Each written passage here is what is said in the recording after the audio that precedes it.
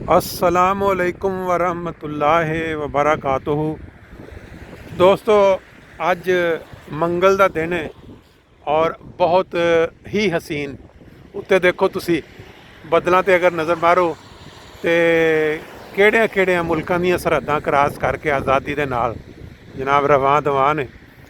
साडी फजर की नमाज के बाद अज असी तकरीबन 6 अफराद ने 6 अंसार ने अपना बारिश हल्की हल्की हो रही सी तो सैर की उत्थे बैतुसबू दे राउंड अबाउट तकरीबन बड़ा इंडस्ट्री एरिया क्योंकि दूर नहीं गए खेतों 4 किलोमीटर का अपना सी 4 राउंड पूरे करके मुकम्मल कर लिया।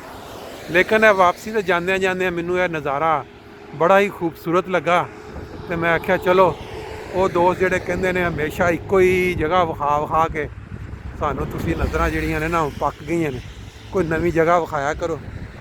तो उस वास्ते तुहानू नवा सीन दिखा रहे हैं। यह देख लो तुसी फ्रैंकफर्ट इस जगह पर आके ख़त्म हो रहा है, यानी फ्रैंकफर्ट ईस्ट का उच्चियां बिल्डिंगां 24 मंजिला 3 नज़र 24-25 मंजिला नाल 3-3। ये मेरा ख्याल है अगर मैं गलती नहीं कर रहा फ्रैंकफर्ट दी शायद उच्चियां तरीन बिल्डिंगां च शुमार होंदा होएगा इन्हां दा। और यह नाल नवा एरिया ये जिहड़े कुछ साल पहले खेत जिस तरह खेत नज़र आ रहे हैं इस तरह ही खेतों के इन्होंने मकान तमीर किए। और यह सारा एरिया जिहड़ा तुसी ग्रीन एरिया देख रहे हो ये रोड जिहड़ी इस ते उत्ते जिहड़ियां गड्डियां जा रही ने होमबुर्गर लांडस्ट्रासे कहलांदा है। ये सीधा तुहानू यह देखो उत्ते नज़र भी आ रहा सीधा यह क्रॉस करके इस एरिए ग्रीन एरिए दे विचों अगे फिर फ्रैंकफर्ट अपना बोनमेज और नीडर ऐश बाग जाके अगों होंदियां बनाया फिर मस्जिद तक लै जांदा। असी अपनी रूटीन नू जारी रखिया सुबह की सैर दे और उस तो बाद के वो रूटीन के दोस्तों के नाल शेयर करो ताकि दोस्त जिहड़े कोई थोड़े बहुत सुस्त ने वो सानू बार बार देख के शायद उन्होंने दिल च भी तहरीक पैदा हो जाए। साडे नाल एक दोस्त ने बड़े अच्छे अजीज़ पिंडी तो तुसी देख रहे हो अपनी पूरी फार्म च वर्जिश करते नज़र आ रहे हैं। इन्होंने भी माशाल्लाह चंद दिन पहले जॉब मिली है फ्लूगाफन यानी एयरपोर्ट पर जिहदी वजह तू रेगूलर नहीं जा पा रहे नाल। तो अज इन्होंने कहा कि छुट्टी तो मैनू नाल लै लो।